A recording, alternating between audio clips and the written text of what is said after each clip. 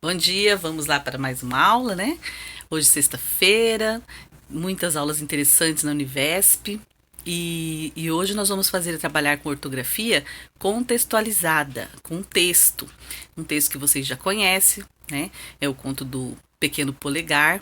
E essa história é muito legal, cheia de detalhes, porque vocês vão ver aqui, ó, que esse autor aqui, o escritor Charles Perrault, ele escreveu, e a versão que eu estou mostrando para vocês é a versão completa dele, tá bom? Então, existem outras versões, mas essa aqui é a dele. Então, eu coloquei um pequeno textinho sobre ele, falando das obras que ele já fez, porque mais depois, lá pra frente, na atividade vai perguntar para vocês se vocês conhecem outras obras dele.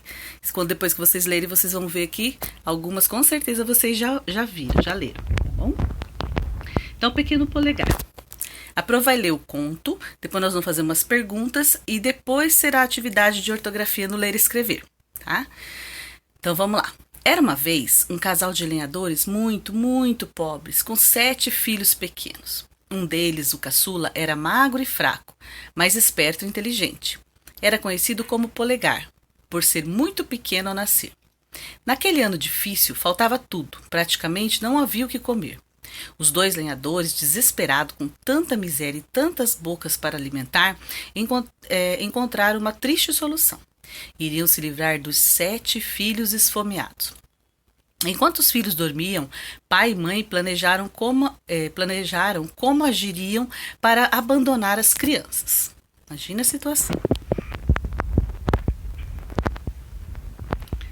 Vamos levar as crianças para a floresta, disse o lenhador.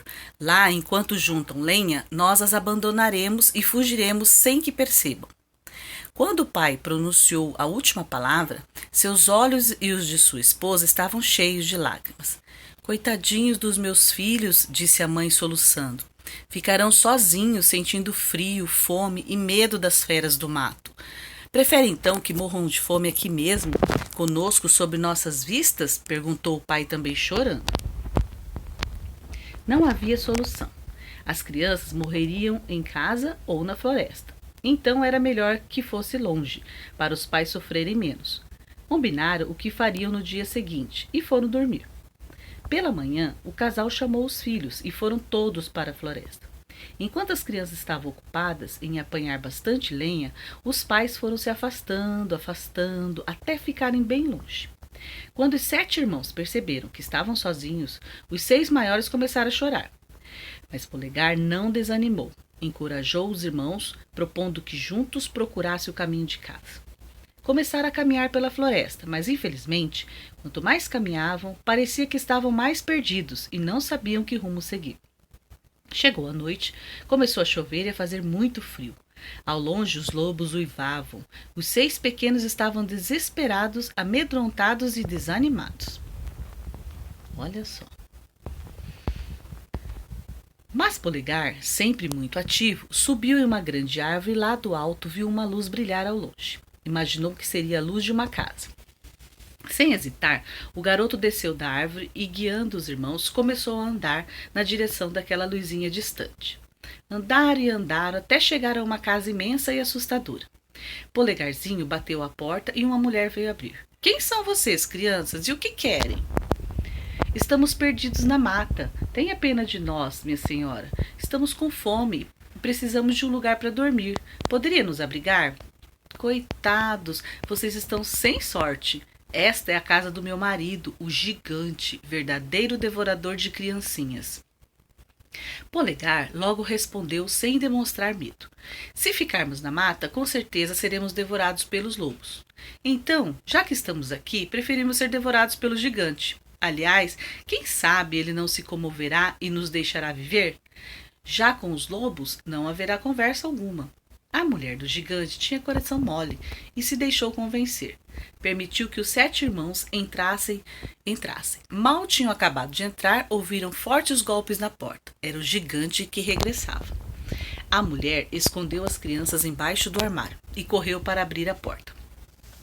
O gigante entrou, era um ser enorme, de aspecto horrível. Logo que passou pela porta, começou a farejar de um lado e de outro, desconfiado, cheirando com prazer e apetite. cozida ou ensopada, aqui tem cheiro de deliciosa criançada. Dizia isso e lambia os beiços. Imagine, nada disso, é o cheiro da janta, disse a esposa, tremendo de pavor. Mas o gigante não se deixava enganar, pois conhecia bem demais o cheiro da carne humana. Assadinhas ou fritinhas, aqui tem o cheiro de criancinhas, e lambia os beiços.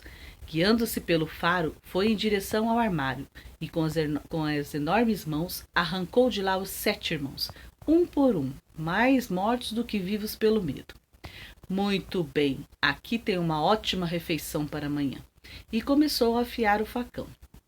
Já tinha agarrado o pescoço do irmão mais velho quando a mulher falou: Por que você quer matá-los nesta noite? A janta já está pronta. Tem razão, minha velha, resmungou o gigante. É melhor economizar, portanto, deixá-los-ei para amanhã. É melhor que descansem um pouco. A mulher do gigante suspirou aliviada. Levou as crianças para dormir no quarto, em que estavam suas 7 filhas, 7 meninas muito feias e cruéis como o pai. Assim dormiriam em uma larga cama as 7 garotinhas, em uma cama igual ao lado os 7 irmãozinhos. Polegar reparou que as filhas do gigante usavam suas coroas de ouro, mesmo enquanto dormiam. Receando que o malvado mudasse de ideia e decidisse matá-los naquela mesma noite, o pequeno pegou o seu gorrinho e os dos seus irmãos e os colocou com cuidado na cabeça das garotas adormecidas. Após tirar as coroazinhas de ouro que colocou na sua cabeça e na dos queridos irmãos. Estava feita a troca.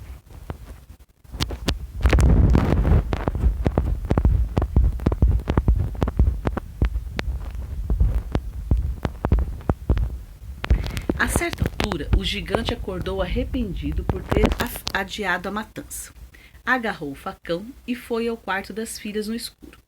Tateando, aproximou-se da cama em que dormiam os 7 irmãos.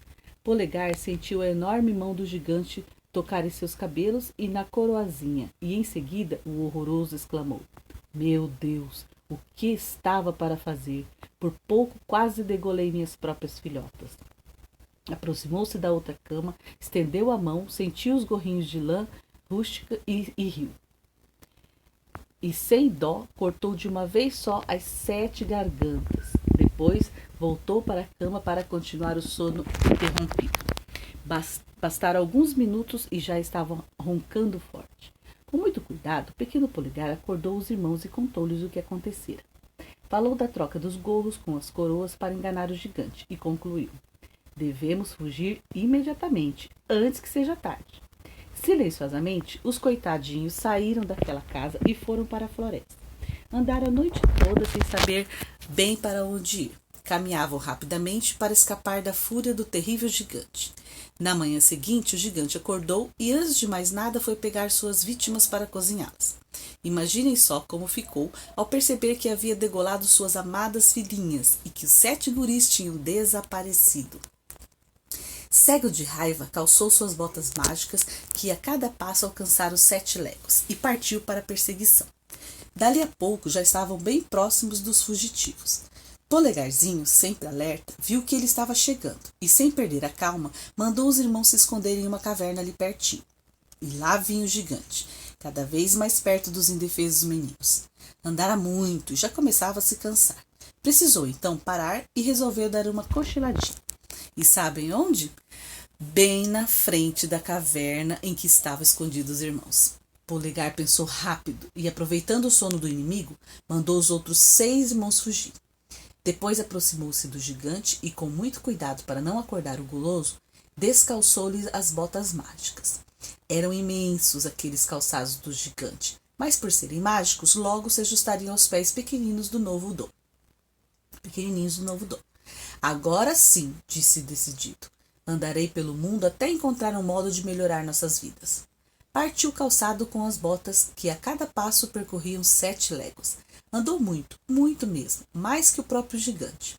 Após algumas horas, chegou a um reino distante que estava em guerra. Logo soube que o rei dali recompensaria com uma fortuna a pessoa que lhe trouxesse qualquer informação sobre as tropas e as batalhas. Esperto como era, Polegar foi para a região de combate, auxiliado pelas botas velozes. Quando retornou, levou excelentes informações para o rei, que, muito satisfeito, pagou-lhe o combinado. E ainda lhe deu mais algumas centenas de moedas. No dia seguinte, Polegarzinho calçou de novo as botas mágicas e, em um piscar de olhos, alcançou a cabana dos pais, onde foi acolhido com enorme alegria por todos, inclusive pelos seus irmãos, que tinham conseguido voltar. Assim, graças ao pequeno e inteligente Polegar, todos viveram felizes desde aquele dia com muita fartura.